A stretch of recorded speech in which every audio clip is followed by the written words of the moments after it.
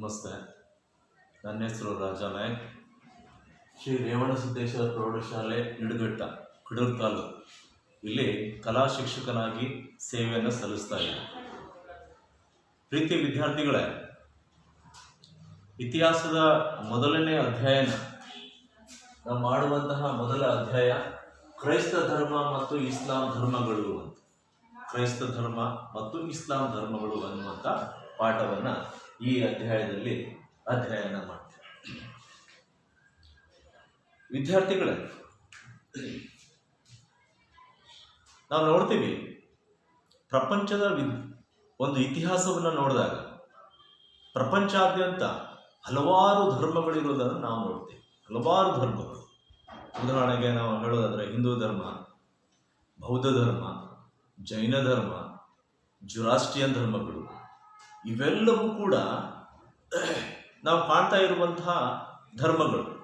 So ಯಾವುದಂದ್ರೆ ಹಿಂದೂ ಧರ್ಮ,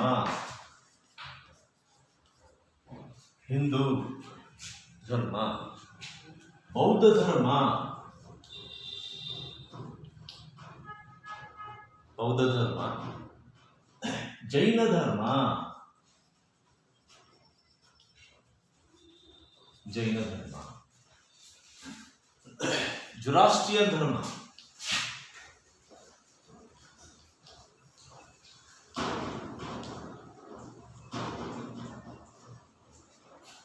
so ಸಾಮಾನ್ಯವಾಗಿ ಈ ಎಲ್ಲ ಧರ್ಮಗಳನ್ನು ನಾವು ನೋಡ್ತೀವಿ. ನಾವು ನೋಡಿದಂಗೆ ಹಿಂದೂ ಧರ್ಮ ಅಂದರೆ ಭಾರತದಲ್ಲಿ ಹಿಂದೂ ಧರ್ಮದ ಒಂದು ಪ್ರಾಬಲ್ಯವನ್ನು ನೋಡ್ತೀವಿ. ಹಾಗೆ ಹಿಂದೂ ಧರ್ಮ ಹುಟ್ಟಿದ್ದು ಎಲ್ಲ ಭಾರತದಲ್ಲೇ, ಬೌದ್ಧ ಧರ್ಮ, ಜೈನ ಧರ್ಮ ಎಲ್ಲ ಹುಟ್ಟಿರುವಂಥದ್ದು ಭಾರತದಲ್ಲೇ. ಸೊ ಇವೆಲ್ಲವನ್ನು ನೋಡ್ತೀವಿ. ಸೊ ಇವೆಲ್ಲ ಈ ಧರ್ಮಗಳು ಹುಟ್ಕೊಂಡಿದ್ದು ಯಾವಾಗಾದ್ರೆ ಸಾಮಾನ್ಯ ಶಕ ಪೂರ್ವ ಕಾಲದಲ್ಲಿ. ವಿದ್ಯಾರ್ಥಿಗಳೇ, ಸಾಮಾನ್ಯ ಶಕ ಪೂರ್ವ ಕಾಲದಲ್ಲಿ ಹುಟ್ಕೊಂಡಿರುವಂಥದ್ದು. ಸೊ ಈ ರೀತಿ ಸಾಮಾನ್ಯ ಶಕ ಪೂರ್ವದಲ್ಲೇ ಹುಟ್ಕೊಂಡಂತಹ ಈ ಧರ್ಮಗಳು ಸೊ ಪ್ರಸಾರ ಆಗಿ ಬೆಳೆದು ದೊಡ್ಡ ಧರ್ಮಗಳಾಗಿ ಸೊ ಇವಾಗ ಪ್ರಪಂಚಾದ್ಯಂತ ಇರೋದನ್ನು ನಾವು ನೋಡ್ತೀವಿ. ಆದರೆ ಸಾಮಾನ್ಯ ಶಕ 1ನೇ ಶತಮಾನದ ನಂತರ ಹುಟ್ಕೊಂಡಂತಹ ಧರ್ಮಗಳಿದ್ದಾವೆ. ಎರಡು ಪ್ರಮುಖವಾದಂತಹ ಧರ್ಮಗಳು ಕ್ರೈಸ್ತ ಧರ್ಮ, ಹಿಂದೂ ಧರ್ಮ. ಯಾವುದು ಅಂದ್ರೆ ಕ್ರೈಸ್ತ ಧರ್ಮ, ಹಿಂದೂ ಧರ್ಮ.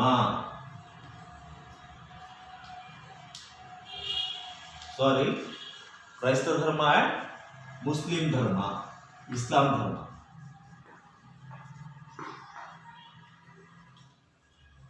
ಇಸ್ಲಾಂ ಧರ್ಮ.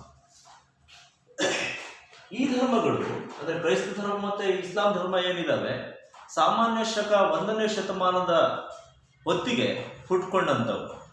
ಸೊ ಇವು ಹುಟ್ಕೊಂಡಿದ್ದೆಲ್ಲಿ ಅಂದ್ರೆ ಮಧ್ಯ ಏಷ್ಯಾದಲ್ಲಿ ಇವುಗಳು ಈ ಧರ್ಮಗಳು ಹುಟ್ಕೊಂಡು. ಸೊ ಕ್ರೈಸ್ತ ಧರ್ಮ ಮತ್ತು ಇಸ್ಲಾಂ ಧರ್ಮಗಳನ್ನ ಏನಂತ ಕರೀತಾರೆ ಗೊತ್ತಾ? ಸೆಮಿಟಿಕ್ ಧರ್ಮಗಳು ಅಂತ ಕರೀತಾರೆ. ಸೆಮಿಟಿಕ್ ಧರ್ಮಗಳು ಅಂತ ಕರೀತಾರೆ. ಸೆಮಿಟಿಕ್ ಧರ್ಮಗಳು ಅಂತ ಯಾಕೆ ಕರೆದ್ರು ಅಂದ್ರೆ ಈ ಮಧ್ಯ ಏಷ್ಯಾ ಏನಿದೆ, ಮಧ್ಯ ಏಷ್ಯಾದಲ್ಲಿ ಇರುವಂತಹ ಜನರನ್ನ ಸೆಮಿಟಿಕ್ ಜನಾಂಗ ಅಂತ ಕರೀತಾರೆ. ಸೆಮಿಟಿಕ್ ಜನಾಂಗ ಅಂತ ಕರೀತಾರೆ. ಅಂದ್ರೆ ಮಧ್ಯ ಏಷ್ಯಾದಲ್ಲಿ ಏನು ವಾಸಿಸ್ತಾ ಇರುವಂತಹ ಜನಾಂಗ ಏನಿದೆ ಅವರನ್ನ ಸೆಮಿಟಿಕ್ ಜನಾಂಗ ಅಂತ ಕರೀತಾರೆ. ಸೊ ಆ ದೃಷ್ಟಿಯಿಂದ ಕ್ರೈಸ್ತ ಧರ್ಮ, ಇಸ್ಲಾಂ ಧರ್ಮ ಅನ್ನುವಂಥ ಎರಡು ಧರ್ಮಗಳೇನಿದೆ ಈ ಧರ್ಮಗಳನ್ನ ಸೆಮಿಟಿಕ್ ಧರ್ಮಗಳು ಅಂತ ಕರೀತಾರೆ. ಸೊ ಅದಕ್ಕೆ ಕಾರಣ ಮಧ್ಯ ಏಷ್ಯಾ, ಅದರ ಮೂಲ ಏನಿದೆ ಆ ಮಧ್ಯ ಏಷ್ಯಾ.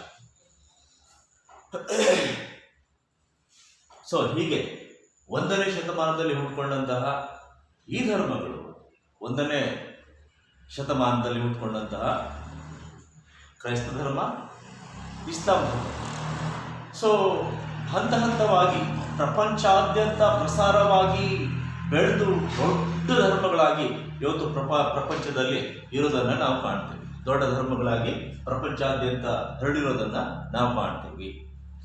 ಸೊ ಇದರಲ್ಲಿ ಮೊದಲನೇದಾಗಿ ನಾವು ನೋಡೋಣ ಕ್ರೈಸ್ತ ಧರ್ಮ. ಯಾವುದು? ಕ್ರೈಸ್ತ ಧರ್ಮ.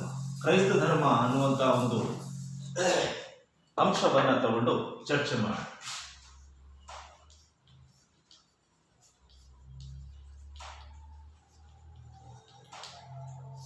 ಕ್ರೈಸ್ತ ಧರ್ಮ.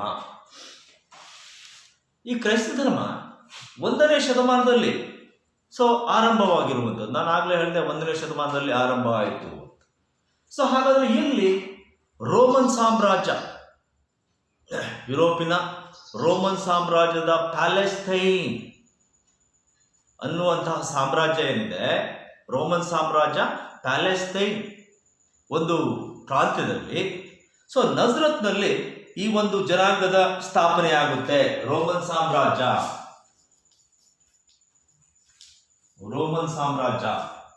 ಸಾಮ್ರಾಜ್ಯದಲ್ಲಿ ಪ್ಯಾಲೆಸ್ತೈನ್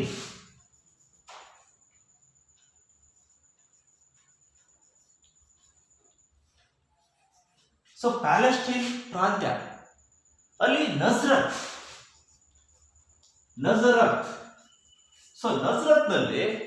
ಈ ಒಂದು ಧರ್ಮದ ಸ್ಥಾಪನೆ ಆಗುತ್ತೆ. ಈ ಧರ್ಮದ ಸ್ಥಾಪಕರು ಯಾರು ಅಂದ್ರೆ ಜೀಸಸ್ ಕ್ರೈಸ್ತರು. ಯಾರು? ಜೀಸಸ್. ಸ್ಥಾಪಕರು ಯಾರು?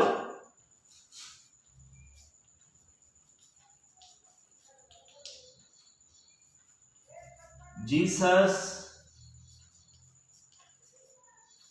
ಕ್ರೈಸ್ತರು. ನೋಡಿ, ಕ್ರೈಸ್ತ ಧರ್ಮದ ಒಂದು ಸ್ಥಾಪನೆ ಅಥವಾ ಆ ಒಂದು ಧರ್ಮ ಒಂದು ಹುಟ್ಟು ಬೆಳವಣಿಗೆ ನಾವು ನೋಡ್ತಾ ಹೋದಾಗ ಇದು ರೋಮನ್ ಸಾಮ್ರಾಜ್ಯದ ಪ್ಯಾಲೆಸ್ಟೈನ್ ಅನ್ನುವಂತಹ ಪ್ರಾಂತ್ಯದಲ್ಲಿ ಬರುವಂತಹ ನಜ್ರತ್ ಅನ್ನುವಂತಹ ಒಂದು ಊರಿನಲ್ಲಿ ಈ ಒಂದು ಧರ್ಮ ಸ್ಥಾಪನೆ ಆಗುತ್ತೆ. ಇದರ ಸ್ಥಾಪಕರು ಯಾರು ಅಂದ್ರೆ ಜೀಸಸ್ ಕ್ರೈಸ್ತರು. ಇದನ್ನ ಸ್ಥಾಪನೆ ಮಾಡಿದ್ರು. ಈ ಒಂದು ಧರ್ಮ ಸ್ಥಾಪನೆ ಆಗೋದಕ್ಕಿಂತ ಮುಂಚೆ ಈ ಪ್ಯಾಲೆಸ್ಟೈನ್ ಅನ್ನುವಂತಹ ಪ್ರಾಂತ್ಯದಲ್ಲಿ ಇದ್ದಂತಹ ಯಹೂದಿಗಳು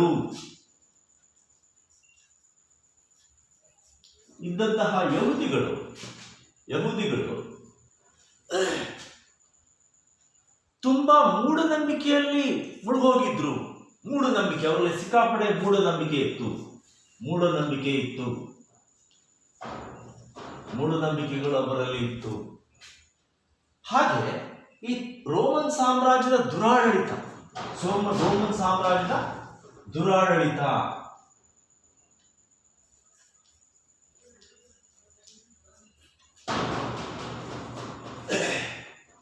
ಪ್ಯಾಲೆಸ್ತೈನ್ ಸಾಮ್ರಾಜ್ಯದಲ್ಲಿ ಇದ್ದಂತಹ ಯಹೂದಿಗಳು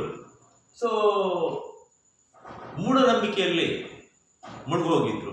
ಮೂಢನಂಬಿಕೆಯನ್ನೇ ಅವರಲ್ಲಿ ಆವರಿಸ್ಕೊಂಡಿದ್ರು. ಮೂಢನಂಬಿಕೆಯನ್ನೇ ಆಚರಣೆ ಮಾಡ್ತಾ ಇದ್ರು. ಹಾಗೆ ಅಲ್ಲಿಯ ದುರಾಡಳಿತ, ರೋಮನ್ ಸಾಮ್ರಾಜ್ಯದ ದುರಾಡಳಿತ ಈ ಒಂದು ಯಹೂದಿಗಳಿಗೆ ತುಂಬಾ ಕಷ್ಟವನ್ನ ಕೊಡ್ತು, ಅಥವಾ ಅವರು ಬಹಳ ಕಷ್ಟದ ಜೀವನದಲ್ಲಿ ಇರುವಂತಹ ಒಂದು ಪ್ರಸಂಗ ಬಂದೊದತ್ತು. ಇಂತಹ ಸಂದರ್ಭದಲ್ಲಿ ಈ ಯಹೂದಿಗಳು ಮೂಢನಂಬಿಕೆಯಲ್ಲಿ ಇದ್ದಂತಹ ಸಂದರ್ಭ ಹಾಗೂ ರೋಮನ್ ಸಾಮ್ರಾಜ್ಯದ ದುರಾಡಳಿತದ ಒಂದು ಸಂದರ್ಭದಲ್ಲಿ ಕ್ರೈಸ್ತ ಧರ್ಮದ ಸ್ಥಾಪನೆ ಆಗುತ್ತೆ. ಈ ಹಿನ್ನೆಲೆಯಲ್ಲಿ ಕ್ರೈಸ್ತ ಧರ್ಮದ ಸ್ಥಾಪನೆ ಆಗುತ್ತೆ. ಇದನ್ನ ಸ್ಥಾಪನೆ ಮಾಡಿದವರು ಯಾರು? ಜೀಸಸ್ ಕ್ರೈಸ್ತರು. ಹಾಗಾದ್ರೆ ಯೇಸು ಕ್ರಿಸ್ತರ ಒಂದು ಜೀವನ ಮತ್ತೆ ಬೋಧನೆಗಳನ್ನು ನಾವು ನೋಡ್ಬೇಕಾಗುತ್ತೆ. ಯೇಸು ಕ್ರಿಸ್ತರ ಜೀವನ ಮತ್ತೆ ಬೋಧನೆಗಳು, ಯೇಸು ಕ್ರಿಸ್ತರ ಧರ್ಮ ಮತ್ತೆ ಬೋಧನೆಗಳನ್ನ ನಾವು ತಿಳ್ಕೋಬೇಕಾಗುತ್ತೆ. ಯೇಸು ಕ್ರಿಸ್ತರ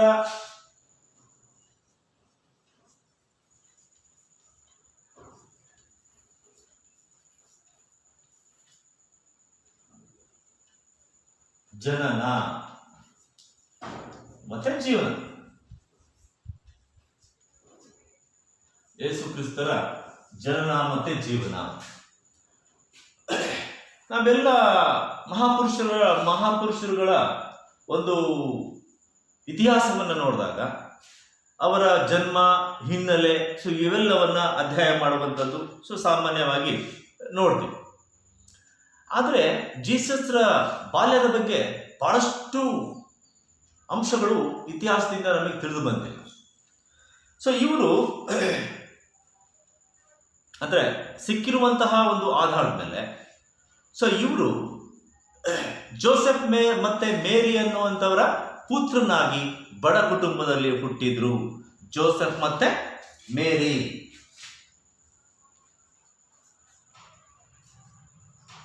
ಜೋಸೆಫ್ ಅಂಡ್ ಮೇರಿ. ಸೊ ಇವರ ಮಗನಾಗಿ ಬಡ ಕುಟುಂಬದಲ್ಲಿ ಕ್ರೈಸ್ತರು ಹುಟ್ಟಿದ್ರು.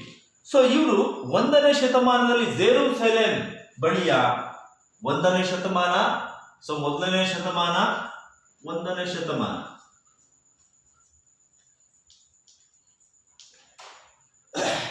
ಸೊ 1ನೇ ಶತಮಾನದಲ್ಲಿ ನಾವು ನೋಡ್ತೀವಿ ಜೆರೂಸಲಂ ಬಳಿಯ ಬೆತ್ಲೆಹೇಮ್.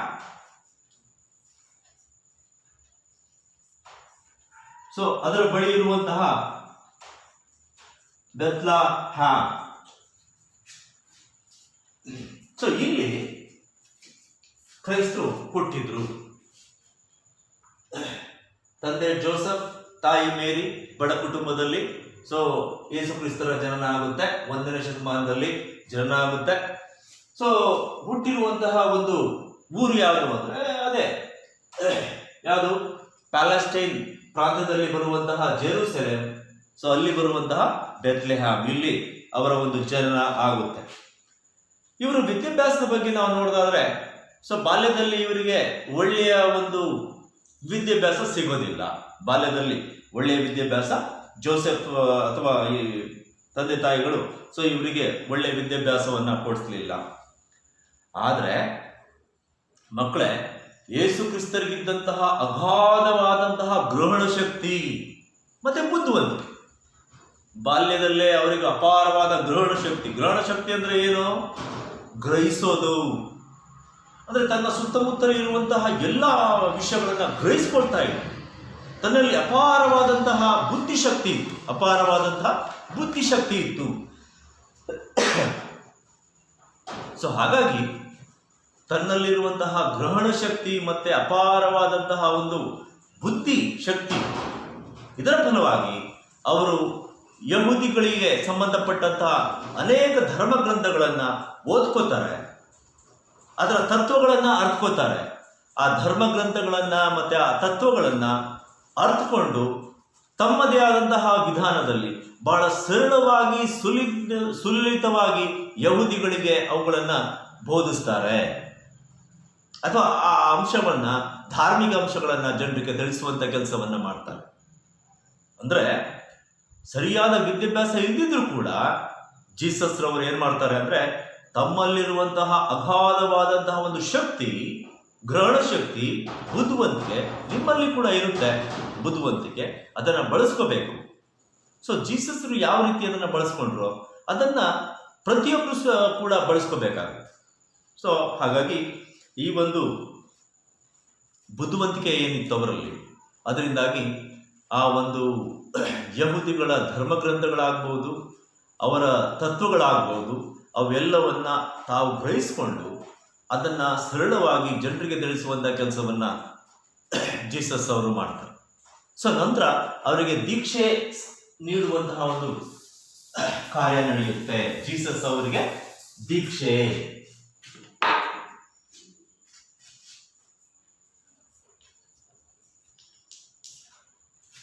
ಸೊ ಜೀಸಸ್ ರವರಿಗೆ ದೀಕ್ಷೆ ನೀಡುವಂತಹ ಒಂದು ಸಂದರ್ಭ.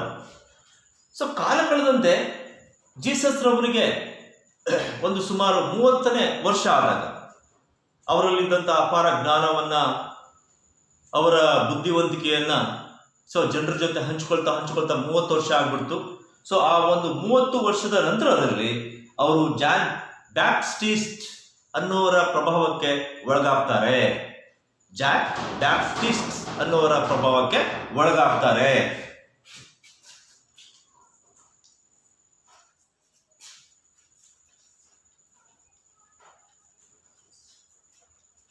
ಸೊ ಜಾನ್ ಬ್ಯಾಪ್ಟಿಸ್ಟ್ ಅವರ ಅವರಿಗೆ ದೀಕ್ಷೆ ಅಂದ್ರೆ ಜೀಸಸ್ ಅವರಿಗೆ ದೀಕ್ಷೆ ನೀಡಿದಂತಹ ಗುರುಗಳು. ಸೊ ಇವರ ಪ್ರಭಾವಕ್ಕೆ ಒಳಗಾದಂತಹ ಜೀಸಸ್ರು 30ನೇ ವರ್ಷದಲ್ಲಿ ಒಂದು ದೀಕ್ಷೆಯನ್ನ ಪಡಿತಾರೆ. ಅಂದ್ರೆ ದೀಕ್ಷಾ ಸ್ನಾನ. ಸೊ ಜಾನ್ ಬ್ಯಾಪ್ಟಿಸ್ಟ್ ಅವರಿಂದ ಪಡಿತಾರೆ. ಸೊ ದೀಕ್ಷಾ ಸ್ನಾನವನ್ನ ಪಡಿತಾರೆ. ದೀಕ್ಷಾ ಸ್ನಾನವನ್ನ ಪಡಿತಾರೆ. ಮಕ್ಕಳೇ, ಈ ದೀಕ್ಷೆ ಪಡೆಯೋದು ಅಂದ್ರೆ ನಮಗೆ ಗೊತ್ತಿರೋ ಹಾಗೆ ಸ್ವಾಮೀಜಿಗಳು ದೀಕ್ಷೆ ಪಡೆಯೋದನ್ನು ನಾವು ನೋಡ್ತೀವಿ. ಹಿಂದೂ ಧರ್ಮದಲ್ಲಿ ಸ್ವಾಮೀಜಿಗಳು ದೀಕ್ಷೆ ಪಡೆಯೋದನ್ನು ಅಂದರೆ ಬೇರೆ ಬೇರೆ ಧರ್ಮದಲ್ಲಿ ಸೊ ಆ ಒಂದು ದೀಕ್ಷೆಯನ್ನು ಪಡೆಯುವುದನ್ನು ನಾವು ನೋಡ್ತೀವಿ. ಅದೇ ರೀತಿ ಇಲ್ಲೂ ಕೂಡ ಕ್ರೈಸ್ತ ಧರ್ಮದಲ್ಲಿ ದೀಕ್ಷಾಸ್ಥಾನ ಮಾಡುವಂತಹ ಒಂದು ಇದ್ರ ಮೂಲಕ ಸೊ ಅಂದರೆ ಸ್ನಾನ ಮಾಡಿಸೋದ್ರ ಮೂಲಕ ಜೀಸಸ್ ಅವರಿಗೆ ಸೊ ದೀಕ್ಷಾ ಒಂದು ಅಂದರೆ ದೀಕ್ಷೆಯನ್ನು ನೀಡುವಂಥ ಕಾರ್ಯ ಜಾನ್ ಬ್ಯಾಪ್ಟಿಸ್ಟ್ ಅವರಿಂದ ನಡೆಯುತ್ತೆ. ಸೊ ಇಂತಹ ಸಂದರ್ಭದಲ್ಲಿ ಜೀಸಸ್ರನ್ನ ಮಸೀಹ ಅಂತ ಕರೀತಾರೆ. ಜೀಸಸ್ರನ್ನ ಮಸೀಹ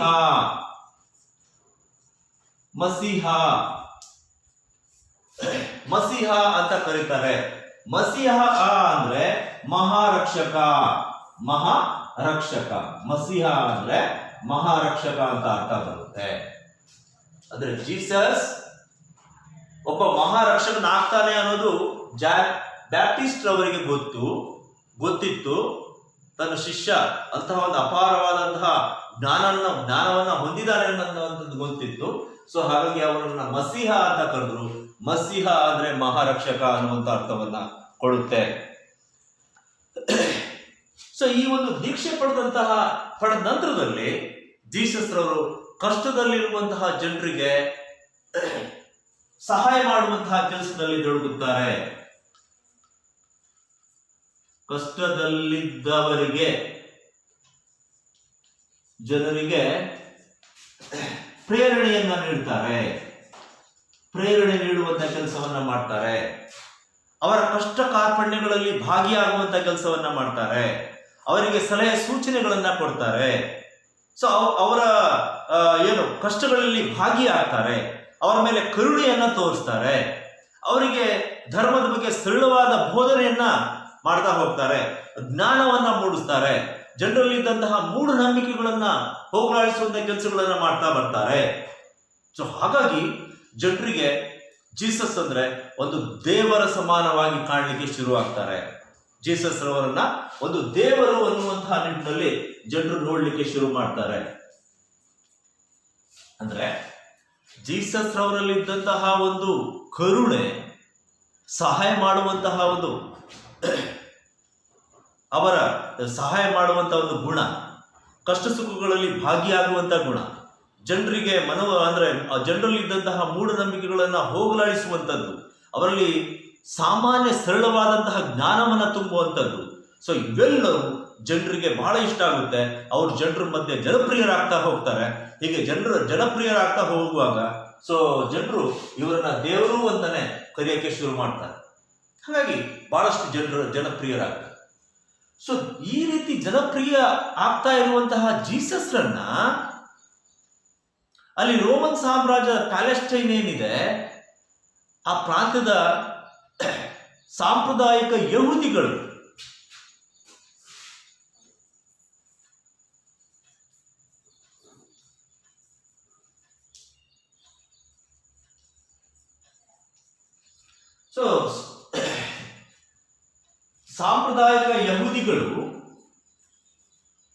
ರೋಮನ್ ಚಕ್ರವರ್ತಿ ರಾಜ್ಯಪಾಲ ಅಂದ್ರೆ ರೋಮನ್ ಚಕ್ರವರ್ತಿಗಳಿಗೆ ಏನ್ ಮಾಡ್ತಾರೆ ಅಂದ್ರೆ ಜೀಸಸ್ ಬಗ್ಗೆ ದೂರನ್ನ ನೀಡ್ತಾರೆ. ಯಾವ ರೀತಿ ದೂರನ್ನ ನೀಡ್ತಾರೆ ಅಂದ್ರೆ ಸಾಮ್ರಾಜ್ಯದ ರಾಜ್ಯಪಾಲನಾದ ಪಾಂಟಿಯಸ್ ಪಿಲಾತ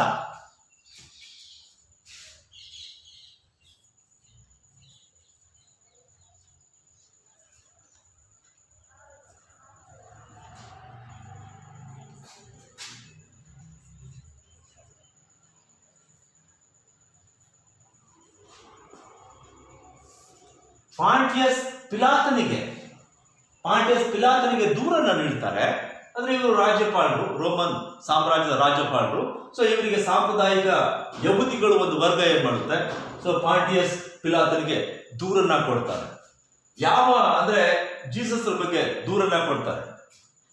ಯಾವ ರೀತಿಯ ದೂರು ಅಂದ್ರೆ ಜೀಸಸ್ ರವರು ಮಾಡ್ತಾ ಇರುವಂತಹ ಕೆಲಸ ದೇಶದ್ರೋಹದ ಕೆಲಸ, ದೇಶದ್ರೋಹ ಮಾಡುವಂತ ಕೆಲಸವನ್ನ ಮಾಡ್ತಿದ್ದಾರೆ. ಜನರಿಗೆ ದಿಕ್ಕು ತಪ್ಪಿಸುವಂತ ಕೆಲಸವನ್ನ ಮಾಡ್ತಿದ್ದಾರೆ. ಹಾಗಾಗಿ ಅವರಿಗೆ ಶಿಕ್ಷೆ ಆಗ್ಬೇಕು ಅನ್ನುವಂತ ಆರೋಪವನ್ನ ಹೊರಿಸ್ತಾರೆ. ಆ ರಾಜದ್ರೋಹದ ಆರೋಪದಿಂದಾಗಿ ಜೀಸಸ್ ರವರಿಗೆ ಮರಣದಂಡನೆ ಶಿಕ್ಷೆಯಾಗುತ್ತೆ. ರಾಜದ್ರೋಹ ಆರೋಪ, ಮರಣದಂಡನೆ ಶಿಕ್ಷೆ ಆಗುತ್ತೆ. ಸೊ ಒಂದು ಫ್ರೈಡೆ ಅಂದ್ರೆ ಒಂದು ಶುಕ್ರವಾರ ಜೀಸಸ್ ರವರನ್ನ ಗೋಲ್ಗೋತಾ ಎಂಬ ಬೆಟ್ಟದಲ್ಲಿ ಒಂದು ಶಿಲುಬೆಗೆ ಏರಿಸಿ ಅವರಿಗೆ ಮರಣದಂಡನೆ ಶಿಕ್ಷೆಯನ್ನ ಕೊಡ್ತಾರೆ. ಗೋಲ್ಗೋತಾ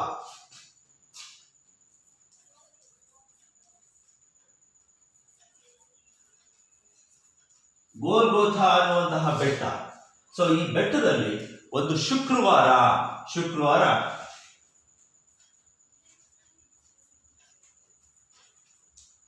ಶಿಲುಬೆಗೆ ಏರಿಸುವಂಥದ್ದು, ಶಿಲುಬೆಗೆ ಏರಿಸಿ ಮರಣದಂಡನೆ ನೀಡುವಂತಹ ಕೆಲಸವನ್ನ ಮಾಡ್ತಾರೆ. ಮರಣದಂಡನೆ ಶಿಕ್ಷೆಗೆ ಒಳಪಡಿಸ್ತಾರೆ. ಅಂದ್ರೆ ಜೀಸಸ್ರನ್ನ ಆ ಒಂದು ಶುಕ್ರವಾರದಂದು ಶಿಲುಬೆಯೆಲ್ಲ ನೋಡ್ತೇವೆ, ಇಡೀ ದೇಹಕ್ಕೆ ಮೊಳೆಯನ್ನ ಹೊಡೆದು ಕೈ ಕಾಲುಗಳಿಗೆ ತಲೆಗೆ ಎಲ್ಲ ದೇಹಕ್ಕೆಲ್ಲ ಮೊಳೆಗಳನ್ನ ಹೊಡೆದು ಅವರಿಗೆ ಮರಣ ಶಿಕ್ಷೆಯನ್ನ ವಿಧಿಸಲಾಗುತ್ತೆ. ಸೊ ಈ ರೀತಿ ಜೀಸಸ್ ಅವರು ತಮ್ಮ ಒಂದು ಅಂತ್ಯವನ್ನ ಕಾಣಬೇಕಾಗುತ್ತೆ. ಸೊ ಈ ಶುಕ್ರವಾರವನ್ನ, ಈ ಶಿಲ್ಪೆಗೇರಿಸಿದಂತಹ ಶುಕ್ರವಾರವನ್ನ ಅಥವಾ ಅವರ ಮರಣದಂಡನೆಗೆ ಒಳಪಟ್ಟಂತಹ ಶುಕ್ರವಾರವನ್ನ ಗುಡ್ ಫ್ರೈಡೆ ಅಂತ ಆಚರಿಸ್ತಾರೆ. ಗುಡ್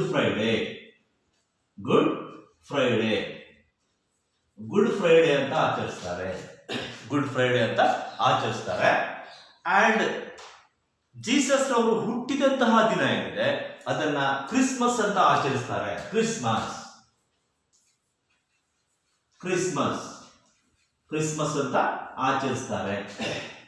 ಅಂತ ಆಚರಿಸ್ತಾರೆ. ಸೊ ಇವು ಅತಿ ಮುಖ್ಯ ಅವರ ಆಚರಣೆಗಳು ಅಥವಾ ಹಬ್ಬಗಳು. ಗುಡ್ ಫ್ರೈಡೆ ಮತ್ತೆ ಕ್ರಿಸ್ಮಸ್ ಅತಿ ದೊಡ್ಡ ಆಚರಣೆಗಳು.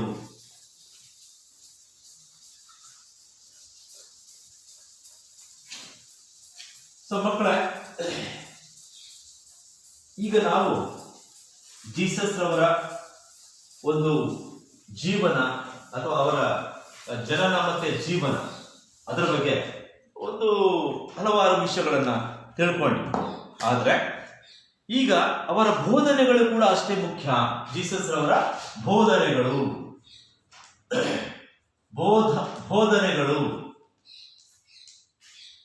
ಜೀಸಸ್ ರವರ ಬೋಧನೆಗಳು ಏನಿದೆ ಅವುಗಳನ್ನ ಕೂಡ ನಾವು ಅಷ್ಟೇ ಮುಖ್ಯವಾಗಿ ನೋಡ್ಬೇಕಾಗುತ್ತೆ.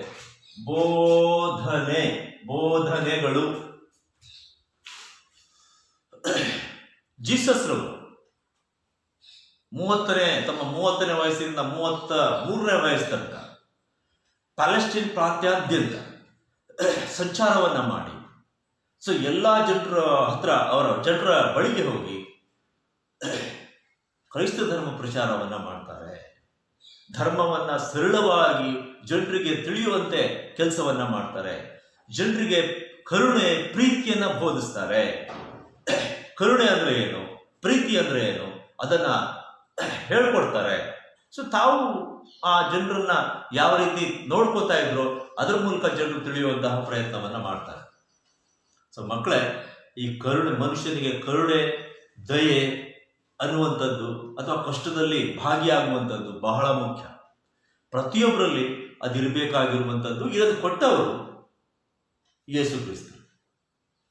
ಸೊ ಕ್ರೈಸ್ತರು ಈ ಒಂದು ಬೋಧನೆಯನ್ನ ಮಾಡ್ತಾ 33ನೇ ವಯಸ್ಸು ತನಕ ಇಡೀ ಒಂದು ರೋಮನ್ ಸಾಮ್ರಾಜ್ಯದ ಪ್ಯಾಲೆಸ್ಟೈನ್ ಆದ್ಯಂತ ತನ್ನ ಶಿಷ್ಯಂದ್ರ ಜೊತೆ ಈ ಒಂದು ಬೋಧನಾ ಕೆಲಸ ಮಾಡುವಂತಹ ಇದನ್ನ ಮಾಡ್ತಾ ಹೋಗ್ತಾರೆ. ಸೊ ಅದರಲ್ಲಿ ನಾವು ನೋಡ್ತೀವಿ, ಬೋಧನೆಯಲ್ಲಿ ಮುಖ್ಯವಾಗಿ ನಾವು ನೋಡ್ತೀವಿ ಬೋಧನೆ ದೇವರು ಒಬ್ಬನೇ. ಅವ್ರು ಹೇಳ್ತಾರೆ, ಇಡೀ ವಿಶ್ವದಲ್ಲಿ ಎಲ್ಲಾ ಜೀವರಾಶಿಗಳಲ್ಲೂ ದೇವರು ಎಲ್ಲಾ ಜೀವರಾಶಿಗಳಿಗೂ ದೇವರು ಒಬ್ಬನೇ. ಆತನೇ ಸರ್ವ ಜೀವರಾಶಿಗಳ ತಂದೆ. ದೇವರು ಒಬ್ಬನೇ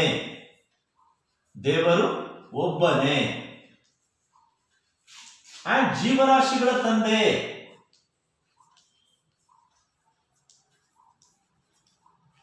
ಜೀವರಾಶಿಗಳ ತಂದೆ. ದೇವರೊಬ್ಬನೇ, ಎಲ್ಲ ಜೀವರಾಶಿಗಳಿಗೂ ದೇವರೊಬ್ಬನೇ, ಆತನೇ ಎಲ್ಲ ಜೀವರಾಶಿಗಳಿಗೂ ತಂದೆ. ಅಂದ್ರೆ ನಮಗೆ ಮೇಲೆ ಒಬ್ಬರಿದ್ದಾನೆ, ಅವನು ನಮ್ಮ ತಂದೆ ಅಂತ ಅರ್ಥ ಮಕ್ಕಳೇ. ನಮ್ಮ ಒಂದು ನಂಬಿಕೆ ಏನಿದೆ, ದೈವ ನಂಬಿಕೆ ಅಂತ ಏನು ನಾವು ಇಟ್ಕೊಂಡಿದ್ದೀವಿ, ಆ ನಂಬಿಕೆ ಪ್ರಕಾರ ಮೇಲೆ ಒಬ್ಬರು ದೇವರಿದ್ದಾರೆ ಅನ್ನುವಂಥ ನಂಬಿಕೆ ಪ್ರತಿಯೊಬ್ಬರಲ್ಲೂ ಇದೆ. ಅದೇ ರೀತಿ ಕ್ರೈಸ್ತರು ಅದನ್ನೇ ಹೇಳುವಂಥದ್ದು, ದೇವರೊಬ್ಬನೇ, ಎಲ್ಲ ಜೀವರಾಶಿಗಳಿಗೂ ಅವನೇ ತಂದೆ. ಎರಡನೇದು, ಪ್ರತಿಯೊಬ್ಬರಲ್ಲಿ ಸಹೋದರತ್ವ ಭಾವನೆ ಇರಬೇಕು. ಪ್ರತಿಯೊಬ್ಬರಲ್ಲಿ ಸಹೋದರತ್ವ ಭಾವನೆ.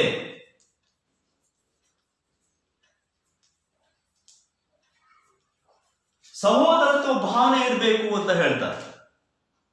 ಈಗ ನೀವೇನಿದ್ದೀರ ಮಕ್ಕಳೇ, ನಿಮ್ಮಲ್ಲಿ ಒಂದು ಪ್ರೀತಿ ಇರಬೇಕು, ಸಹೋದರತ್ವ ಭಾವನೆ ಇರಬೇಕು. ತಮ್ಮಲ್ಲಿ ತಾವೆಲ್ಲರೂ ಸಹೋದರರು ಅನ್ನುವಂಥ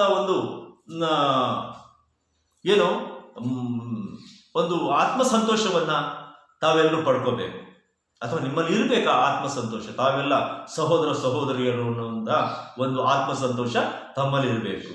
ಸೊ ಜೀಸಸ್ ಅವರು ಹೇಳ್ತಾರೆ, ಸಹೋದರತ್ವದ ಒಂದು ಭಾವನೆ ಎಲ್ಲರಲ್ಲೂ ಕೂಡ ಇರಬೇಕು ಅಂತ.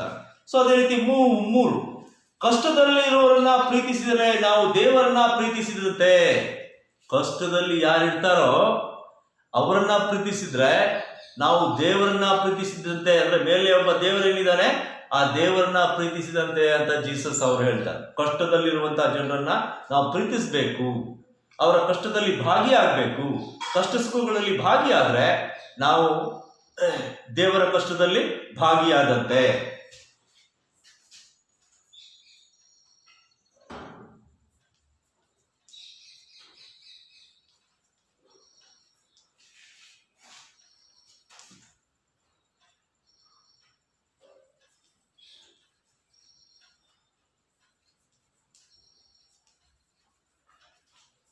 ಕಷ್ಟ ಸುಖಗಳಿಗೆ ಸಹಾಯ ಮಾಡಬೇಕು ಅಥವಾ ಭಾಗಿಯಾಗಬೇಕು ಅನ್ನುವಂಥದ್ದು. ನಂತರ ನಾವು ನೋಡ್ತೇವೆ, ಯಾರಿಂದಲೂ ಅಂದ್ರೆ ಪರರಿಂದ ಯಾವುದೇ ಒಂದು ಆಶೆಯನ್ನ ಬಯಸದೆ ನಾವೇನ್ ಮಾಡಬೇಕು, ಸಹಾಯವನ್ನ ಮಾಡಬೇಕು. ಪರರಿಂದ ಯಾವುದನ್ನ ಬಯಸದೆ ನಾವು ಅವರ ಸಹಾಯ ಅಥವಾ ಅವರ ಸೇವೆಯನ್ನ ಮಾಡಬೇಕು. ಪರರಿಂದ ಯಾವುದೇ ಅಪೇಕ್ಷೆಯನ್ನ ಬಯಸದೆ ಅವರ ಸೇವೆಯನ್ನ ಮಾಡಬೇಕು. ಜನರ ಸೇವೆಯನ್ನ ಮಾಡಬೇಕು. ಜನರ ಸೇವೆಯನ್ನ ಮಾಡುವಂತ ಕೆಲಸವನ್ನ ಮಾಡಬೇಕು. ಮಾನವನ ಸೇವೆ ದೇವರ ಸೇವೆಗೆ ಸಮಾನ. ಮಾನವರ ಸೇವೆ ದೇವರ ಸೇವೆಗೆ ಸಮಾನ. ಮಾನವನ ಸೇವೆ ದೇವರ ಸೇವೆಗೆ ಸಮಾನ. ದೇವರ ಸೇವೆಗೆ ಸಮಾನ ಅಂದ್ರೆ ನಾವು ಮನುಷ್ಯರಿಗೆ ಮಾಡುವಂತಹ ಸೇವೆ ಇದೆಯಲ್ಲ, ಕಷ್ಟದಲ್ಲಿ ಭಾಗಿಯಾಗುವಂತಹ ಗುಣ ಇದೆಯಲ್ಲ, ಅದೆಲ್ಲ ಹೇಗೆ ನಾವು ದೇವರಿಗೆ ನೇರವಾಗಿ ಸೇವೆಯನ್ನ ಮಾಡ್ತಿದ್ವಿ, ದೇವರ ಸೇವೆಯನ್ನ ಮಾಡ್ತಿದ್ವಿ, ನಾವು ದೇವರಿಗೆ ಸಹಾಯವನ್ನ ಮಾಡ್ತೀವಿ ಅಂತ ಜೀಸಸ್ ಅವರು ಹೇಳ್ತಾರೆ. ಸೊ ಹಾಗಾಗಿ ಮಾನವನ ಸೇವೆಯು ದೇವರ ಸೇವೆಗೆ ಸಮಾನವಾದದ್ದು ಅಂತ ಹೇಳ್ತಾರೆ. ಅದೇ ರೀತಿ ಮಾನವನು ತನ್ನ ತಪ್ಪಿಗೆ ಪಶ್ಚಾತ್ತಾಪ ಪಟ್ರೆ ಅದಕ್ಕೆ ದೇವರಿಂದ ಕ್ಷಮಾಪಣೆ ಇದೆ. ಪಶ್ಚಾತ್ತಾಪ ಪಟ್ರೆ ಕ್ಷಮಾಪಣೆ.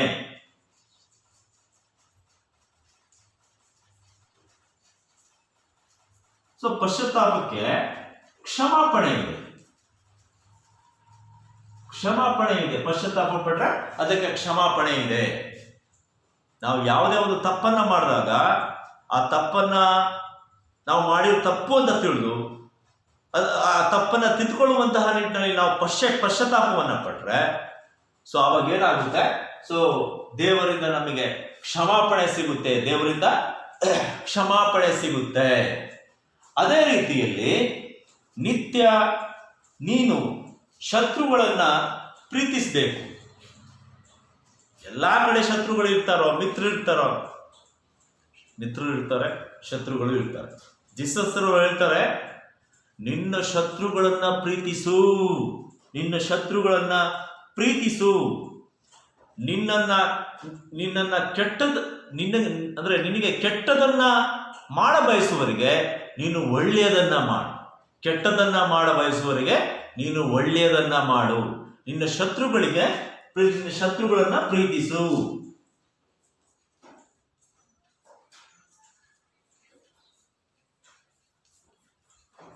ಶತ್ರುಗಳನ್ನ ಪ್ರೀತಿಸು ಅಂತ ಹೇಳ್ತಾರೆ. ಶತ್ರುಗಳನ್ನ ಪ್ರೀತಿಸಬೇಕು. ನಿನ್ನನ್ನ ಯಾರು ಬಯಸಲ್ವೋ ಸೊ ಅಂಥವರನ್ನ ನೀನು ಬಯಸು, ನಿನ್ನ ಶತ್ರುಗಳನ್ನು ನೀನು ಪ್ರೀತಿಸು. ಅದು ಒಳ್ಳೆಯ ಮನುಷ್ಯನ ಹೃದಯದಲ್ಲಿ ಅಂದ್ರೆ ಒಳ್ಳೆಯ ಹೃದಯ ಏನಿದೆ ಆ ಹೃದಯದಲ್ಲಿ ಇವೆಲ್ಲ ಇರಬೇಕಾಗುತ್ತೆ. ಸೊ ಈ ರೀತಿ ಮನುಷ್ಯನಿಗೆ ಮನುಷ್ಯನಲ್ಲಿ ಇರಬೇಕಾದಂತಹ ಗುಣಗಳೇನಿದೆ ಅದನ್ನ ಬಹಳ ಸರಳವಾಗಿ ಜನರಿಗೆ ಅರ್ಥವಾಗುವ ನಿಟ್ಟಿನಲ್ಲಿ ಜೀಸಸ್ ಅವರು ಬೋಧನೆಯನ್ನ ಮಾಡ್ತಾ ಹೋದ್ರು. ಈ ಸರಳವಾದ ಬೋಧನೆಗಳು ಜನರಿಗೆ ಬಹಳ ಇಷ್ಟ ಆಯಿತು. ಜನರು ಅದನ್ನ ಬಹಳವಾಗಿ ಮೆಚ್ಚಿದ್ರು. ಜನರು ಕಷ್ಟ ಸುಖಗಳಲ್ಲಿ ಜೀಸಸ್ ಅವರು ಭಾಗಿಯಾಗ್ತಾ ಇದ್ರು. ಅವರಿಗೆ ಕರುಣೆಯಿಂದ ನೋಡ್ತಾ ಇದ್ರು.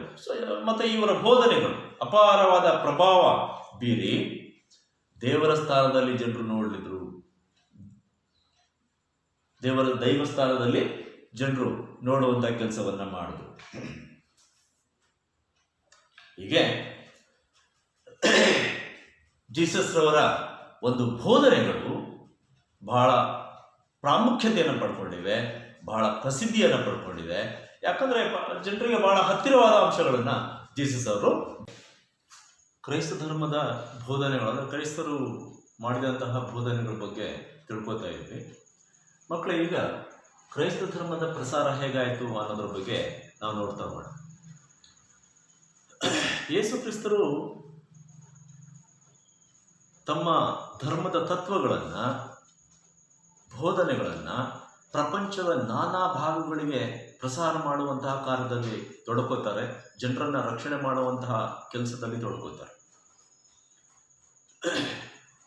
ಸೊ ಇದ್ರ ಮಧ್ಯೆ ಈ ಒಂದು ಧರ್ಮ ಪ್ರಸಾರ ಮಾಡುವಂತಹ ಕೆಲಸಕ್ಕೆ ತನ್ನ 12 ಜನ ಶಿಷ್ಯಂದಿರನ್ನ ನೇಮಕ ಮಾಡ್ತಾರೆ. 12 ಜನ ಶಿಷ್ಯಂದರು.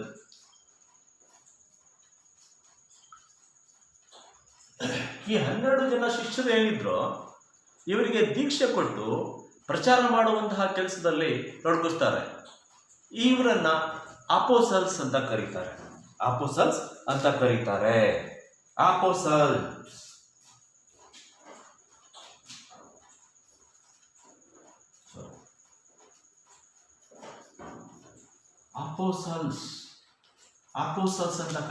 ಈ 12 ಜನ ಏನು ಶಿಷ್ಯಂದ್ರಿದ್ರು ಅವರನ್ನ ಅಪೋಸಲ್ಸ್ ಅಂತ ಕರೀತಾರೆ. ಮಕ್ಕಳೇ, ಈ 12 ಜನರಲ್ಲಿ ಸಂತ ಪೀಟರ್ ಬಹಳ ಪ್ರಮುಖ. ಸಂತ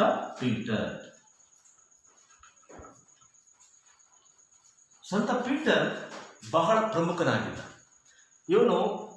ಸಂತ ಪೀಟರ್ ರೋಮ್ಗೆ ತೆರಳಿ ರೋಮಲ್ಲಿ ಒಂದು ಚರ್ಚನ್ನ ಸ್ಥಾಪನೆ ಮಾಡ್ದ.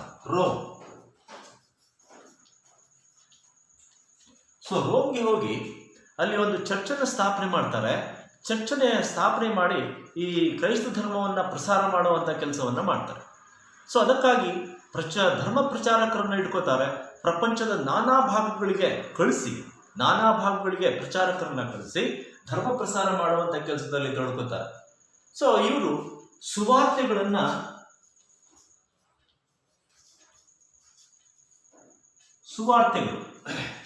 ಸುವಾರ್ತೆಗಳು ಅಂತ ಏನಿದೆ, ಈ ಸುವಾರ್ತೆಗಳನ್ನ ಪ್ರಸಾರ ಮಾಡುವಂತಹ ಕೆಲಸದಲ್ಲಿ ತಮ್ಮ ಪ್ರಚಾರಕರನ್ನ ನಾನಾ ಭಾಗಗಳಿಗೆ ಕಳಿಸುವಂತಹ ಕೆಲಸವನ್ನ ಇವರು ಮಾಡ್ತಾರೆ.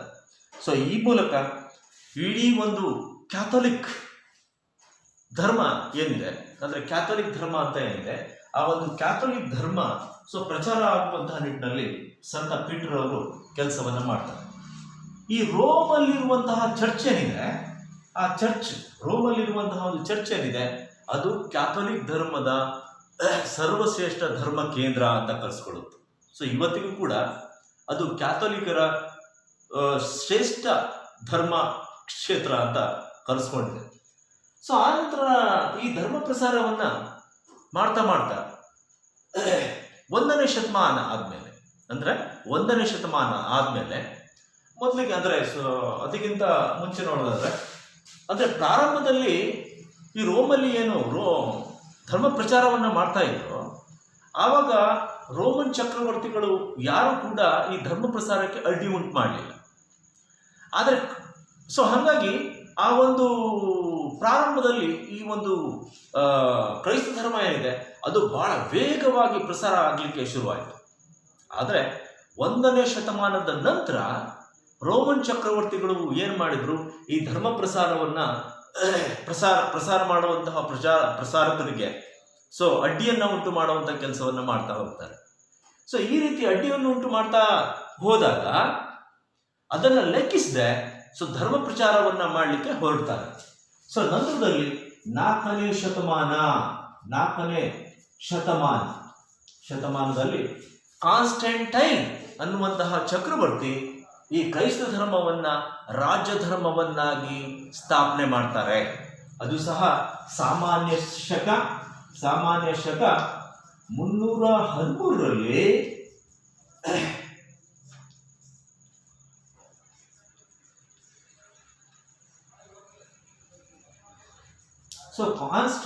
ಕಾನ್ಸ್ಟಂಟೈನ್ ಚಕ್ರವರ್ತಿ ಈ ಒಂದು ಕ್ರೈಸ್ತ ಧರ್ಮವನ್ನ ರಾಜಧರ್ಮವನ್ನಾಗಿ ಅಥವಾ ಸಾಮ್ರಾಜ್ಯದ ಧರ್ಮವನ್ನಾಗಿ ಏನ್ ಮಾಡ್ತಾರೆ, ಸ್ಥಾಪಿಸ್ತಾರೆ.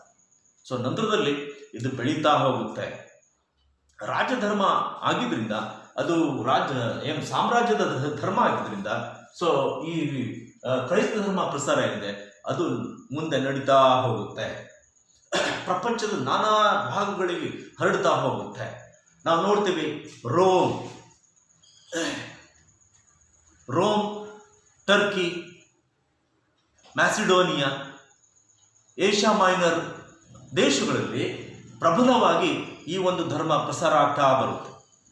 ಈ ಒಂದು ಧರ್ಮ ಪ್ರಸಾರ ಆಗ್ತಾ ಬರುತ್ತೆ. ಹೀಗೆ ಪ್ರಸಾರ ಆದಂತಹ ಈ ಒಂದು ಧರ್ಮ ಏನಿದೆ ಒಂದು ದೊಡ್ಡ ಧರ್ಮವಾಗಿ ಬೆಳೆಯುತ್ತೆ. ಈ ಒಂದು ಧರ್ಮದ ಪವಿತ್ರ ಗ್ರಂಥ ಯಾವುದು ಅಂದರೆ ಬೈಬಲ್. ಈ ಒಂದು ಧರ್ಮದ ಅಂದರೆ ಕ್ರೈಸ್ತರ ಪವಿತ್ರ ಗ್ರಂಥ ಬೈಬಲ್.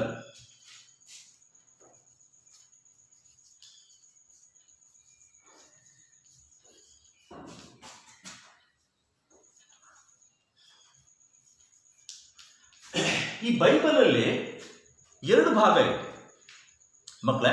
ಈ ಬೈಬಲಲ್ಲಿ 2 ಭಾಗ ಇದೆ. 1ನೇದು ಹಳೆಯ ಒಡಂಬಡಿಕೆ, 2ನೇದು ಹೊಸ ಒಡಂಬಡಿಕೆ. ಹಳೆಯ ಒಡಂಬಡಿಕೆಯಲ್ಲಿ ಯಹೂದಿಗಳೇನಿದ್ದಾರೆ ಅವರ ಧರ್ಮಕ್ಕೆ ಸಂಬಂಧಪಟ್ಟಂತಹ ವಿಷಯಗಳು ಅಂದರೆ ಹಳೆಯ ಒಡಂಬಡಿಕೆಯಲ್ಲಿದೆ. ಹೊಸ ಒಡಂಬಡಿಕೆಯಲ್ಲಿ ಜೀಸಸ್ ಅವರ ಜೀವನದ ಕಥೆಗಳು ಅಂದರೆ ಅವರ ಜೀವನದ ಕಥೆಗಳ ಬಗ್ಗೆ ಉಲ್ಲೇಖ ಇದೆ. ನಂತರದಲ್ಲಿ ಜೀಸಸ್ ರವರ ಬೋಧನೆಗಳ ಬಗ್ಗೆ ಅಂತಹ ಮಾಹಿತಿಯನ್ನು ಒಳಗೊಂಡಿರುವಂಥದ್ದು ಬೈಬಲ್. ಈ ಒಂದು ಗ್ರಂಥ ಪ್ರಪಂಚದ ನಾನಾ ಭಾಷೆಗಳಲ್ಲಿ ಅತ್ಯಧಿಕ ಸಂಖ್ಯೆಯಲ್ಲಿ ಅಥವಾ ಅತ್ಯಧಿಕ ಭಾಷೆಗಳಲ್ಲಿ ಭಾಷಾಂತರಗೊಂಡಂತಹ ಒಂದು ದೊಡ್ಡ ಗ್ರಂಥ ಅಂದರೆ ಬೈಬಲ್. ನಲ್ಲಿ ಈ ಒಂದು ಕ್ರೈಸ್ತ ಧರ್ಮ ಏನಿದೆ ಬಹಳ ವೇಗವಾಗಿ ಪ್ರಸಾರ ಆಗ್ತಾ ಬರುತ್ತೆ. ಹಾಗಾದ್ರೆ ಈ ಕ್ರೈಸ್ತ ಧರ್ಮ ಏನಿದೆ ಪ್ರಪಂಚಕ್ಕೆ ಏನು ಕೊಡುಗೆಗಳನ್ನ ಕೊಟ್ಟಿದೆ? ಪ್ರಪಂಚಕ್ಕೆ ಅವ್ರು ಕೊಟ್ಟಿರುವಂತಹ ಕೊಡುಗೆಗಳನ್ನ ನಾವಿಲ್ಲಿ ನೋಡೋಣ.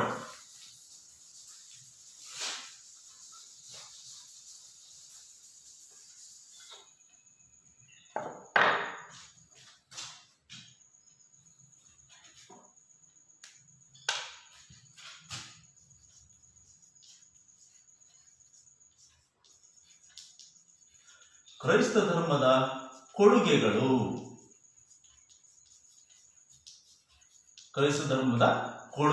ಹಾಗಾದ್ರೆ ಪ್ರಪಂಚಕ್ಕೆ ಏನು ಇವರು ಕೊಡುಗೆಗಳನ್ನು ಕೊಟ್ಟಿದ್ದಾರೆ? ಪ್ರಪಂಚಕ್ಕೆ ಇವರು ಏನು ಕೊಡುಗೆಗಳನ್ನು ಕೊಟ್ಟಿದ್ದಾರೆ ಅಂತ ನೋಡ್ತಾ ಹೋದಾಗ ಮಕ್ಕಳೇ, ಇವರು ಪ್ರಪಂಚಕ್ಕೆ ಕೊಟ್ಟಿರುವಂತಹ ಅತಿ ದೊಡ್ಡ ಕೊಡುಗೆ ಶಾಂತಿ ಮತ್ತೆ ಸಹೋದರತ್ವ ಭಾವನೆ.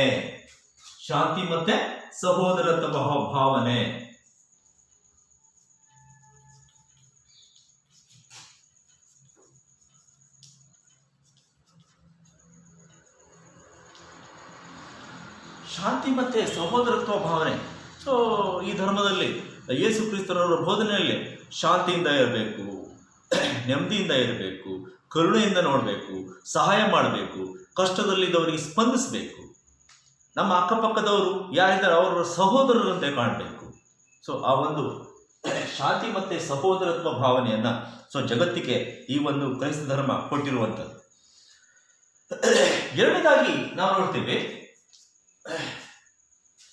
ಶಿಕ್ಷಣಕ್ಕೆ ಇವರು ಕೊಟ್ಟಂತಹ ಕೊಡುಗೆ ಅಪಾರ. ಶಿಕ್ಷಣದ ಬೆಳವಣಿಗೆ,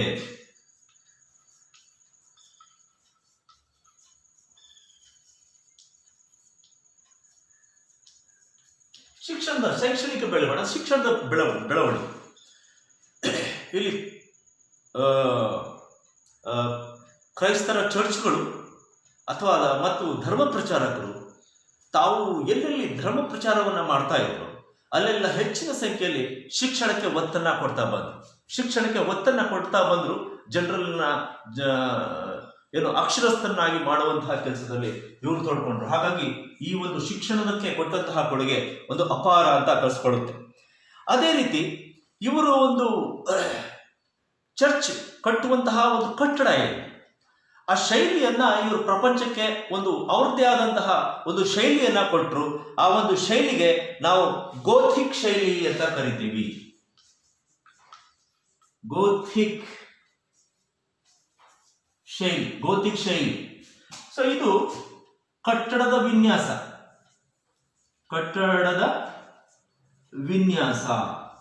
ವಿನ್ಯಾಸಕ್ಕಾಗಿ ಅವರು ಕೊಟ್ಟಂತಹ ಒಂದು ಕೊಡುಗೆ. ಈ ಗೋಥಿಕ್ ಶೈಲಿಯಲ್ಲೇ ಅವರ ಕಟ್ಟಡಗಳನ್ನ ನಾವು ಜಗತ್ತಿನ ಎಲ್ಲಾ ಭಾಗಗಳಲ್ಲೂ ಕಾಣ್ತಾ ಬರ್ತೀವಿ. ಸೊ ಇಂತಹ ಒಂದು ಅದ್ಭುತವಾದಂತಹ ಒಂದು ಶೈಲಿಯನ್ನ ಅವರು ಕೊಟ್ಟರು.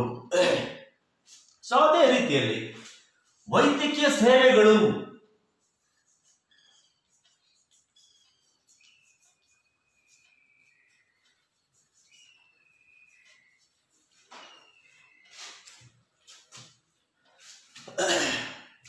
ಧರ್ಮ ಪ್ರಚಾರಕರು, ಈ ಕ್ರೈಸ್ತ ಧರ್ಮೀಯರು ಈ ಕ್ರೈಸ್ತ ಅಥವಾ ಈ ವೈದ್ಯಕೀಯ ಒಂದು ಸೇವೆಗೆ ಬಹಳಷ್ಟು ಪ್ರಾಮುಖ್ಯತೆಯನ್ನು ಕೊಟ್ಟರು. ವೈದ್ಯಕೀಯ ಸೇವೆಗೆ ಬಹಳಷ್ಟು ಪ್ರಾಮುಖ್ಯತೆಯನ್ನು ಕೊಟ್ಟರು. ಅವರು ವೈದ್ಯಕೀಯ ಕ್ಷೇತ್ರಕ್ಕೆ, ಆಸ್ಪತ್ರೆಗಳಿಗೆ ಹೆಚ್ಚಿನ ಪ್ರಾಮುಖ್ಯತೆಯನ್ನು ಕೊಟ್ಟಿದ್ದರಿಂದ ಈ ಜನರ ಆರೋಗ್ಯಕ್ಕೆ ಬಹಳ ಉಪಯೋಗ ಆಯಿತು. ಆ ನಿಟ್ಟಿನಲ್ಲಿ ಆರೋಗ್ಯಕ್ಕೆ ಅವರ ಒಂದು ಕೊಡುಗೆ ಬಹಳ ಅದ್ಭುತ ಅಂತ ಹೇಳ್ಬೋದು. ಸೊ ಈ ನಿಟ್ಟಿನಲ್ಲಿ ಅವರು ವೈದ್ಯಕೀಯ ಸೇವೆಯನ್ನ ಪ್ರಪಂಚಾದ್ಯಂತ ವಿಸ್ತಾರ ಮಾಡುವಂತಹ ಕೆಲಸವನ್ನ ಮಾಡ್ತಾರೆ. ನಾವು ನೆಕ್ಸ್ಟ್ ನೋಡ್ತೀವಿ ಮಹಿಳೆಯರ ಸಬಲೀಕರಣ. ಮಹಿಳೆಯರ ಸಬಲೀಕರಣ.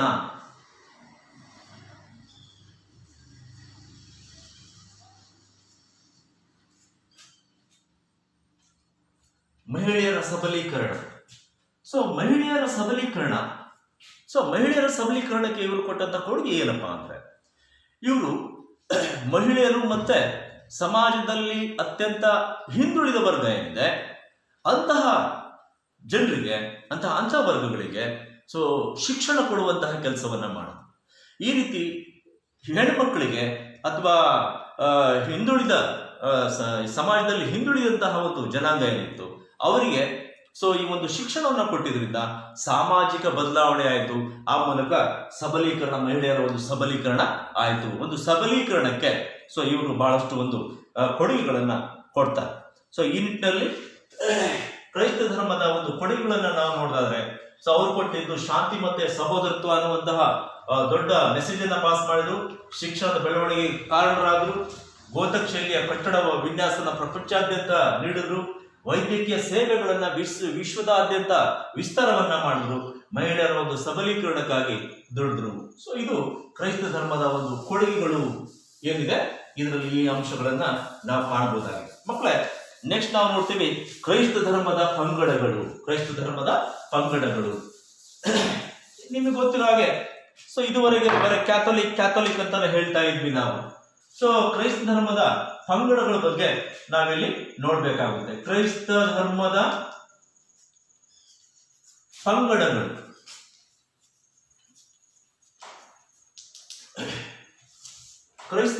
ಪಂಗಡಗಳು ವಿದ್ಯಾರ್ಥಿಗಳೇ, ಸುಮಾರು 16ನೇ ಶತಮಾನದವರೆಗೆ 16ನೇ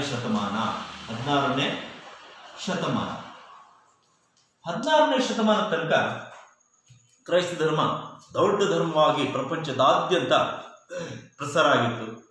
ಇದು ಸಾಮಾನ್ಯ ಜನರಿಗೆ, ಪ್ರಚಾರಕರಿಗೆ ಅಥವಾ ಧರ್ಮವನ್ನು ಪ್ರಸಾರ ಮಾಡುವವರಿಗೆ ಬಹಳ ಹತ್ತಿರವಾದಂತಹ ಧರ್ಮವಾಗಿದೆ. ಆದರೆ 16ನೇ ಶತಮಾನ ಕಳೆದಂತೆ ಇದು ಚರ್ಚ್ಗಳಲ್ಲಿರುವಂತಹ ಪುರೋಹಿತರ ಧರ್ಮವಾಯಿತು. ಅಥವಾ ಉನ್ನತ ಸ್ಥಾನದಲ್ಲಿರುವಂತಹ ಜಮೀನುದಾರರು, ಸೊ ಅವರೇನಿದ್ರು ಅವರ ಒಂದು ಧರ್ಮವಾಗಿ ಇದು ಗುರುತಿಸ್ಕೊಳ್ಳು. ಅಂದ್ರೆ ಪುರೋಹಿತರು ಮತ್ತೆ ಭೂಮಾಲೀಕರು ಅಂತ ಏನಿದ್ರು ಅವರು ಈ ಧರ್ಮವನ್ನ ತಮ್ಮ ಧರ್ಮ ಅಂತ ಇಟ್ಕೊಂಡ್ಬಿಟ್ರು. ಜನಸಾಮಾನ್ಯರು, ಪ್ರಚಾರಕರು ಇದರಿಂದ ಹಿಂದೆ ಸರಿದ್ರು. ಸೊ ಹಾಗಾಗಿ ದಿನ ಕಳೆದಂತೆ ಈ ಧರ್ಮ ಜನರ ಮನಸ್ಸಿಂದ ಹೊರಗೆ ಬರ್ಲಿಕ್ಕೆ ಶುರುವಾಯಿತು, ಜನರ ಮನಸ್ಸಿಂದ ಹೋಗಕ್ಕೆ ಶುರುವಾಯಿತು. ಜನರು ಈ ಒಂದು ಯಾರು ಪುರೋಹಿತರು ಮತ್ತು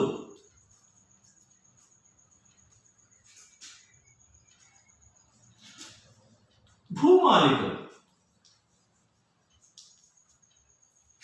ಸೊ ಪುರೋಹಿತರು ಮತ್ತೆ ಭೂಮಾಲೀಕರನ್ನ ವಿರೋಧ ಮಾಡಲಿಕ್ಕೆ ಶುರು ಮಾಡಿದ್ರು. ಸೊ ಆ ಕಾರಣಕ್ಕೆ ಏನಾಯ್ತು ಅಂದ್ರೆ ಸಾಮಾನ್ಯ ಜನರು, ಪ್ರಚಾರಕರು ಇದರಿಂದ ಹಿಂದೆ ಸರಿದ್ರು. ಸೊ ಇದೇ ಸಂದರ್ಭದಲ್ಲಿ ನಾವು ನೋಡ್ತೇವೆ, ಮಾರ್ಟಿನ್ ಲೂಥರ್ ಅನ್ನುವಂತಹ ಒಬ್ಬ ವ್ಯಕ್ತಿ ಜರ್ಮನಿಯಲ್ಲಿ ಮತ ಸುಧಾರಣೆಯನ್ನ ಮಾಡ್ತಾರೆ. Martin Luther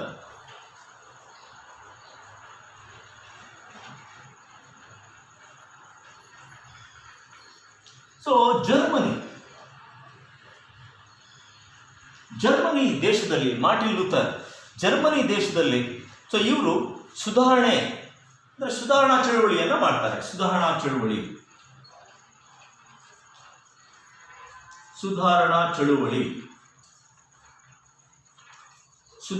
ಚಳುವಳಿಯನ್ನ ಹಮ್ಮಿಕೊಳ್ತಾರೆ. ಆ ನಿಟ್ಟಿನಲ್ಲಿ ಆ ಒಂದು ಸುಧಾರಣಾ ಚಳುವಳಿ ಈ ಪುರೋಹಿತರ ವಿರುದ್ಧ ಮತ್ತೆ ಭೂಮಾಲೀಕರ ವಿರುದ್ಧ ದೊಡ್ಡ ಮಟ್ಟದಲ್ಲಿ ಈ ಒಂದು ಚಳುವಳಿ ಆಗುತ್ತೆ. ಸೊ ನಂತರದಲ್ಲಿ ಇದರ ಪ್ರತಿಫಲವಾಗಿ ಕ್ರೈಸ್ತ ಧರ್ಮ ಎರಡು ಪಂಗಡಗಳಾಗಿ ವಿಭಾಗವಾಗುತ್ತೆ. ಎರಡು ಪಂಗಡಗಳು ವಿಭಾಗ ಆಗುತ್ತೆ. ಒಂದು ಮಾಮೂಲಿ ಕ್ಯಾಥೋಲಿಕರು,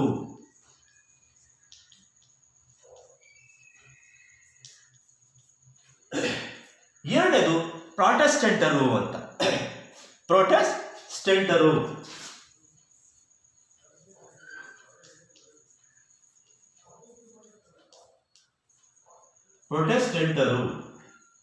ಸೊ ಹೀಗೆ ಕ್ರೈಸ್ತ ಧರ್ಮ ಎರಡು ಪಂಗಡಗಳಾಗಿ ವಿಭಾಗ ಆಗ್ಬಿಡುತ್ತೆ.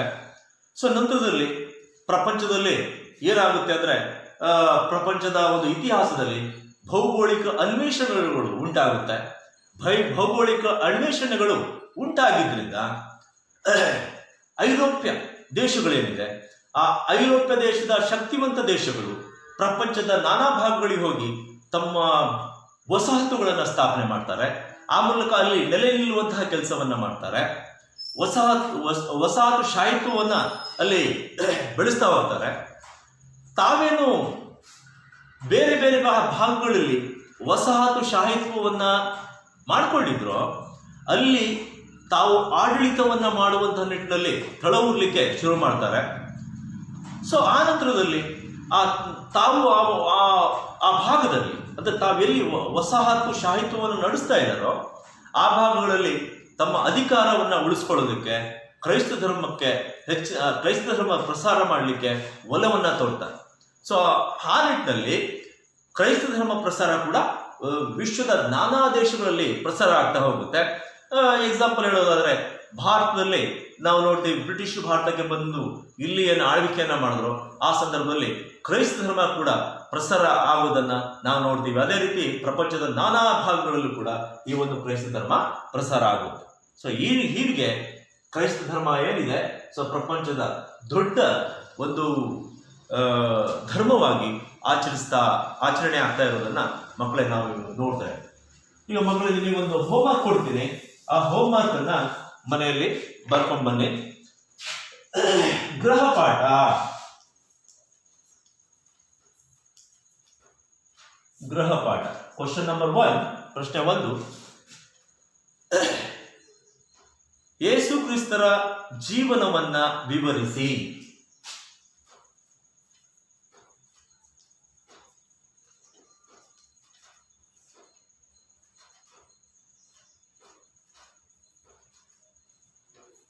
ಯೇಸು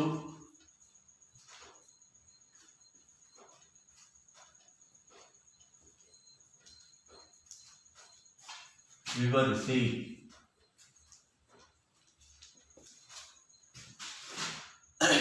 ಎರಡನೇ ಪ್ರಶ್ನೆ, ಕ್ರೈಸ್ತ ಧರ್ಮದ ಬೋಧನೆಗಳನ್ನ ತಿಳಿಸಿರಿ.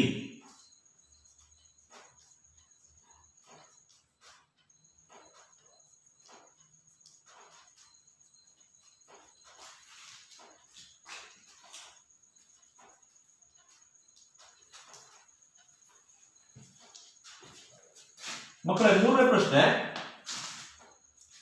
ಕ್ರೈಸ್ತ ಧರ್ಮದ ಪ್ರಸಾರವನ್ನ ವಿವರಿಸಿ.